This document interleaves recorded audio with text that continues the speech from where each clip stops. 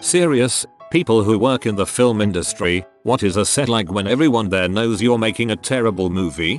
I worked on a few Roger Corman movies in the 90s, so we knew we were making cheap throwaway films. Most of the people there were working to get experience and have a few things to put on resumes. Things that would drop off quickly when better things came along. Just about everyone worked as hard as they could and had a great time busting our butt to make Carnosaur 3.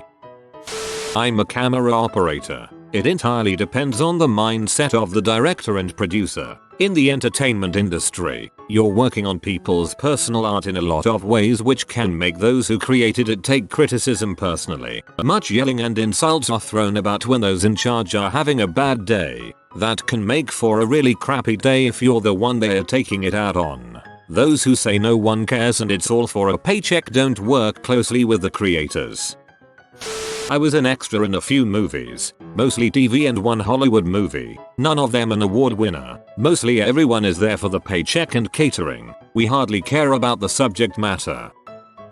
I saw a documentary that interviewed crew from the first Star Wars movie. A lot of them thought what they were going was laughable and ridiculous. They thought the movie didn't have a chance in the theaters. I can only imagine their attitude on set. When the movie came out, the discouraged crew members were quite humbled, proud that they worked on the movie, and felt sorry for not working harder for Mr. Lucas. Is there a movie you've worked on where you had similar feelings but when the movie hit theaters it was a massive success? Just to add to your Star Wars bit, Alec Guinness famously said he took the part because he loved the idea of playing a magic wizard.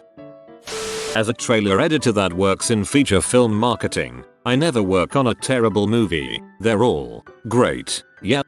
Starring special effects as the plot and threatening one-liners as the cast, and boom, the most important sound ever heard as the reason this film was made. Source: trailer editor 2. Those who are saying lighting a bad performance works exactly the same as lighting a good one are correct. However, when one is not getting paid or just working for points, a percentage of the film's profits, things aren't quite the same. People start to drop off out once it's been established that you're working on a bad movie with a bad director. Either people will make excuses for why they can't show up or they just flat out disappear. Also, crew morale is terrible on bad sets. Movie sets are usually a fun place to work. Not the case when you know all your efforts are for nothing. No money, and no pride in the project. You'll constantly debate with yourself on the merits of leaving the project versus staying on and finishing your job.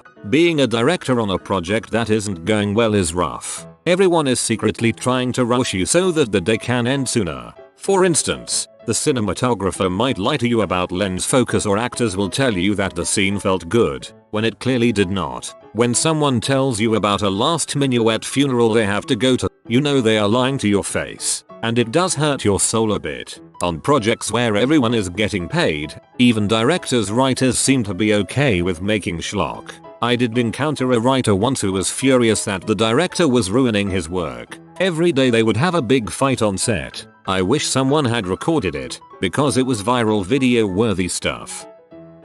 Adam Sandler's movie Jack and Jill had a budget of over $79 million and grossed $149,673,788. He used the money to party with friends and frick around on set but justified it for saying it was for the movie. But the movie reviewed as one of the worst movies ever made. So in truth, he made a terrible movie because A, he didn't give a crap if it sold. B, it wasn't his money. Many companies will put out these monumental catastrophes knowing the movie will bomb at the box office because they are only serving their bottom line of making a quick buck. A company will also have an X amount for a budget that is to be spent, or otherwise for the next quarter they lose that budget and it's lowered, so they frivolously spend it to ensure the budget is kept.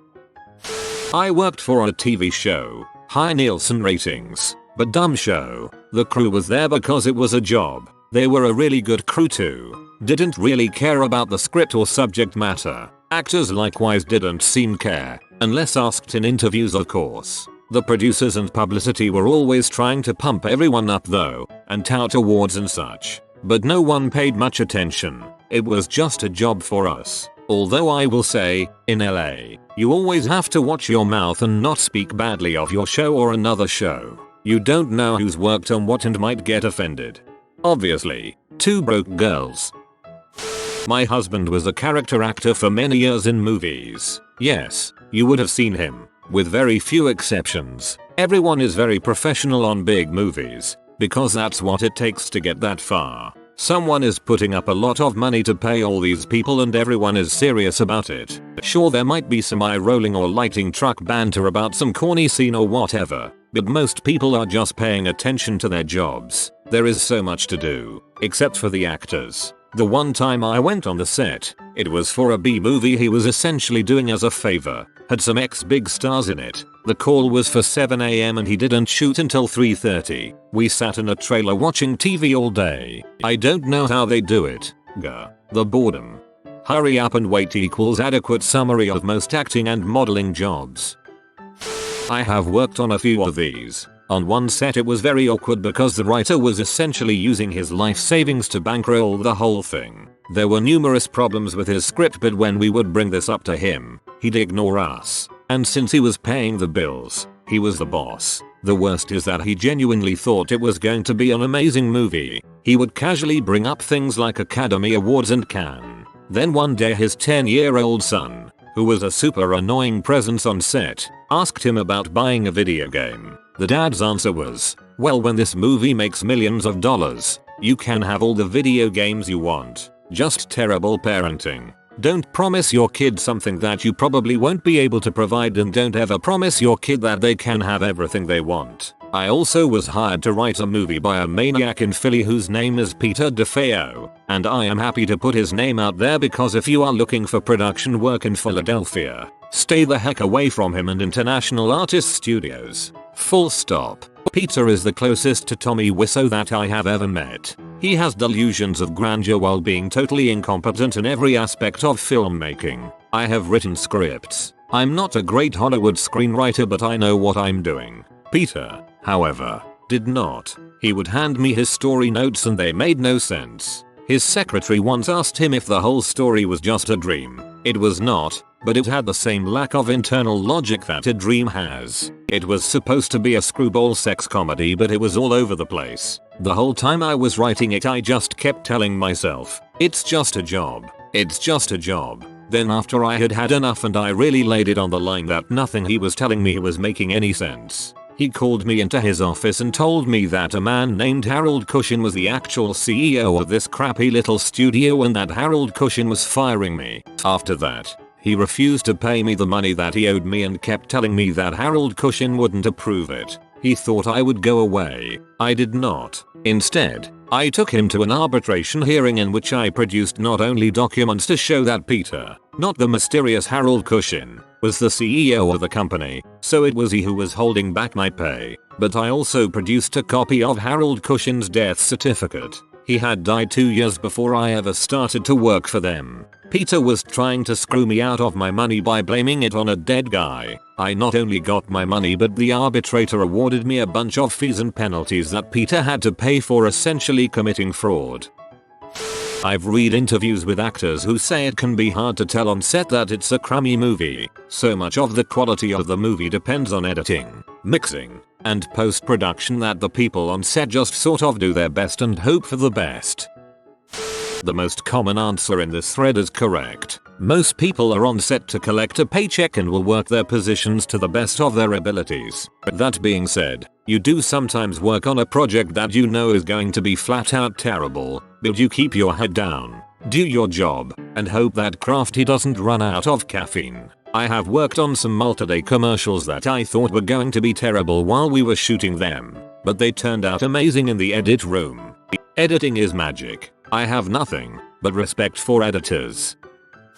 I was in a movie for sci-fi. Going into it, you know it's not Shakespeare. Most people have the same attitude about it, and that can make for a looser atmosphere. There is a ton of goofing around and generally not taking anything too seriously. The pressure is less for a movie of that caliber. Because of that, there is room to improvise. There is something fun about being in something terrible. Sometimes, on the other hand, I have been in a bad TV show for ABC and it was not such a good time. The pressure from the execs was palpable and it made everyone stress. The amount of money and resources that goes into a show like that is mind-boggling. When you have 2 weeks to shoot one show with huge set pieces and a large ensemble, it makes the work less about getting it right and more about getting it in the can and off to the studio. We still had fun, but the pressure made for some interesting days. At the end of the day, a film is just a product, like a foodstuff. And while there's a market for Wagyu beef, there's also a market for marshmallow fluff, and it's not nobler to make one than the other. I have found it's hard to tell if the film is really that bad. I mean, I bet there were crew members on the original Star Wars going, "What the heck is this?" I think it's a bit of the opposite. Every show film is a gig and you're working your position, maybe trying to get moved up on the next show if the crew stays together. But sometimes when you're on something great you realize this. I saw this with my dad, who was a production recordist. Worked show to show but then got on some no-name show called Seinfeld. He rode that out year after year because he knew he was a part of something once in a lifetime. Also, the producers of Seinfeld were incredibly giving to their crews. Every show film is a gig. A successful actor I once saw at a Q&A said that one secret to his success was never turn down a gig. 10-year vet of Hollywood here. Nobody has any idea how the movie is going to turn out. I worked on a movie that I was sure was going to be a crappy Vince Vaughn movie. Old school. In the 70s. People couldn't wait to get off the set of a crappy sick-fee movie with what seemed like terrible production values. Star Wars. The movie I was in that I was sure was going to be a hit starred Jim Carrey and was directed by Frank Darabont. The Green Mile. The Walking Dead. The Majestic. TLDR. Nobody has any freaking clue what they are doing. I do craft service for a living, and if things are going poorly I'm the first person everyone comes crying to. There's comfort in snacks. The crew, above the line people excluded, could care less whether the commercial music video movie looks bad. All they want is good pay, good food, and coffee. Agreed. Thank you. You are the best person on set, and I love you. I am sorry you have to watch me eat half a box of chocolate chip cookies and hit my e-cig while not murdering my director. Thank you for stalking the monster. Let me know if you want anything done for Halloween. 3. I've never been on set, but my sister-in-law is a producer, so I have worked around people doing the post-production. There was one film she worked on. I walked into a room where the editing crew and graphics people were all sitting around a table just looking like someone had stabbed a puppy in front of them. I thought the funding had been cut or something. It happens on lower budget films all the time. Then one of the editors just looks up and says, "They took 50 takes of the same scene and none of them were good. Which one do I put in?" One of the graphics guys goes, "Maybe you could cut the scene altogether and replace it with another." Then another editor said, "This is the replacement scene for an even worse scene." I walked out. I'm pretty sure I heard crying after that. What I imagine would be worse is making an animated film that you know is bad. Just sitting there, watching it render frame by frame thinking, what the heck am I doing? Oh yeah, I am making money, goes back to work. It depends on what you mean by terrible movie. I worked on Piranha 3D and everyone there was great, because we knew we were making a terrible movie to be funny. Same for people I know who worked on Sharknado. Those kinds of productions. You're not going in nervous, expecting an Oscar-worthy performance from everyone. The actors are less stressed, so are the camera operators, makeup, hair, catering, the AD department. It's a relief in a lot of ways to work on those movies. However, working on a movie that gets all kinds of hype to then become a flop, sometimes it doesn't feel awful until the results of opening weekend are in. And then, it's just a bummer. You were stressed for months, yelled at by a work to the bone AD department, a director who was embattled by the end of it, and an entire crew who didn't get enough sleep and hated everyone by week 2. But whatever, rain or shine, win or lose, you get a paycheck and you work through it to hope the next one is better. Most of the time scenes are shot out of order for time concerns. A lot times people don't realize they've made a bad movie until post-production. In my experience it can vary depending on who you're around. Some people will realize what's going on. Then there are those who are going to believe in the product until the reviews come in. For example, working on Pompeii, the wardrobe department had made up pins that said stuff like, "I wish a real volcano would hit this set," and you'd see a few people in the crew wearing them. but making sure not have them too visible down at the set because Paul W.S. takes himself very seriously despite the amount of campy crap he puts out. I've got more examples if people want. I'd love to hear more. I would imagine it's like when I used to work at an awful crappy company. Close co-workers would talk crap about how awful it is, but as far as the work goes, you have to just act like it's as legit as anything else and do your best. It's still a competitive atmosphere and you're still getting paid to do your job. Yes, sometimes people talk crap if the acting by the principal is bad or if they are really bad at remembering their lines. It frustrates everyone if an actor keeps flubbing over their lines. Sometimes it is understandable to mess up lines that are tongue twisters or are particularly funny. I've been an actor and worked crew for quite a few productions. Theater, not film. Being an actor in a bad production can range from very fun to awful. Was in a production of a Rodgers and Hammerstein musical that was just a freaking train wreck. The small town audiences loved it, but most of us couldn't stand it. It was fantastic because we dicked around and pulled pranks every night. However, the 3-hour production of Pride and Prejudice I was in is not something I put on my resume. If I could get a lobotomy to forget that, I'd consider it. Working crew for a bad show is almost always awful. It feels like work, which is definitely not supposed to be the point. I've never worked on anything big, but I imagine that this scales fairly well in this business. I've worked on some crappy films and some crappy plays, and let me tell you that everyone involved has an attitude of complete delusion. Your average actor, at least at the level I was performing at, isn't a terribly intelligent or well-read person. So even if they recognize that there's something off about a script, they'll assume that they just don't get it. Even when it's perfectly obvious that a piece is crap, everyone still pretends it's wonderful in public. In public here meaning in front of anything more than one other person, because the guy who wrote the script is often so and so's brother's wife's cousin, and connection is everything in this business. If you trash an objectively bad production that has a writer, director, or even a stage manager with connections, you're probably going to have a hard time finding work. So what you end up with is everyone pretending you're working on the next Citizen Kane, when you're actually doing Hamlet 2, Banquo's Revenge. I worked at the VFX company that made Gravity, and a good deal of 47 Ronin. The difference between the artists on each was marked. People were more enthusiastic about Gravity, and were proud of what they were making. Ronin, mostly it was this will be crap, but it'll look good I guess. Later on a very talented artist said to me, what is your favorite film you'd have loved to work on? I told him and now it's in the discount DVD section. It doesn't matter what you work on so long as you get paid. Truer words were never said. It's just about the paycheck. No one really cares how bad the acting or script is. We only care about if there is food and if working conditions are crappy. People usually wouldn't laugh over cheesy lines. In my head, I just roll my eyes. Extras have to stay professional, so even if something is genuinely funny, we have to put on a straight face and not laugh until they call cut. It's really not hard to keep a straight face. It's just part of the job. Worked on some crap indies. It was bad but it was fun. The only thing that matters on set is craft services. If it's good food, it's a good film.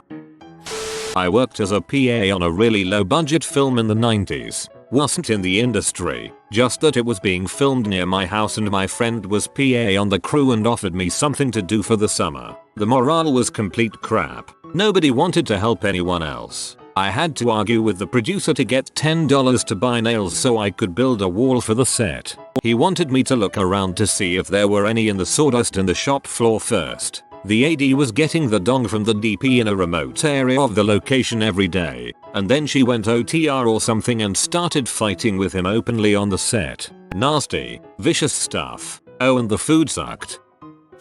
If the film is terrible but the production is smooth, that's one thing. You can make fun of what's going on, kind of just kid around on set, and deal with it. If the film is both terrible and terribly run, then you're really in for a crappy ride. If the crew isn't really cared for, then a crappy project makes it all the more unbearable to keep trucking for. Of course, one keeps on trucking anyway because it's still a credit, but there have been times when I've dipped out of a project because it's unpaid, poorly managed, and a total piece of crap on the other end. No upside at all.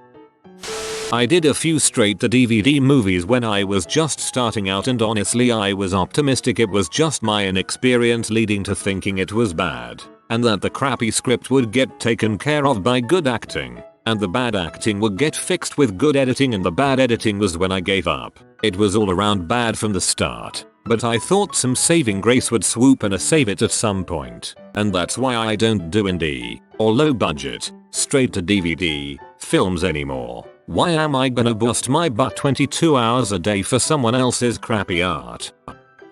I've only worked on indie films, and everyone there doesn't know crap but thinks they do, and everyone hates criticism. So based on my limited knowledge I would say nobody says crap because people would rather wait till their film gets torn apart by real film critics and be publicly embarrassed than hear "Hey, this movie kinda sucks man" from a friend. Also, I should add I am no longer in the film industry because I like money. Man, it's so impossible to tell. I'm a director, but I'll mention times I've worked as an art director on a few films. There have been times when I thought the film we were making was going to be absolute crap. Looked like bad performances, bad cine, and bad writing. Then the film got accepted to Cannes and ended up launching that director's career. There were times when I felt like we were really creating something special, but the film ended up being a massive pile of crap. It's so hard to tell until it's finished. As an art director, I only really saw the set design and the costume design. I focused my attention on those aspects, and when I had time, I would see the other parts of the film coming together. I would get a glimpse and judge what we were creating based off of that. Not enough to know whether it will be terrible or not. As a director though, I always feel like I'm making a masterpiece, but then it usually ends up being garbage. Kind of a funny story about the filming of Super Mario Bros. In 1993. Read this in the IMDb trivia. I personally love that movie. In his 2007 autobiography, John Leguizamo states he and Bob Hoskins hated working on the film and would frequently get drunk to make it through the experience. Both men apparently knew the movie would turn out bad, so they simply tried to make the best of it. He also stated he felt one of the biggest reasons the movie turned out the way it did was because the directors wanted a more adult movie, while the studio, considering the source material, was looking for a children's film. From the creative side, TV, it can be a bit embarrassing when you're looking for laughter and there's no laughter, or it's forced. That's a terrible feeling. The eyes of those watching have weight and you want to squirm. It makes it worse that during run-throughs the writer-producers are front and center trying to see what's working. Sometimes nothing is. The thing to keep in mind is that Hollywood is to a large extent a case of too many cooks in one kitchen. Everyone has an opinion on everything and they all want to be heard. From the showrunners to network execs, usually several with conflicting opinions, to marketing and S&P. I can't tell you how many good jokes have died an awful death because the studio doesn't want to get letters or display imitable behavior. So, sometimes bad shows or movies are simply the result of bad writing or a bad concept or the need to capitalize on a trend, but oftentimes a bad show movie was something that was once good, then got crap on by 24 people with varying agendas and opinions. As an actor, I have been in them. You just cannot wait to film your scene and get the heck out of Dodge, and then you cross your fingers and hope that the check clears. You can see the attitude of the crew is different as well. When it's a quality production, the cast and crew are right on top of things. The cast know their lines. The crew do their jobs quickly and efficiently. With the low no budget films, the cast are still reading their script up until they get in front of the camera. Sometimes with the crew, you'll hear, "Where's that person?" will be behind a trailer smoking a joint or downing some booze. Completely different attitude. If you are new to the channel, you can subscribe. I publish new videos every day. Until then, check another video.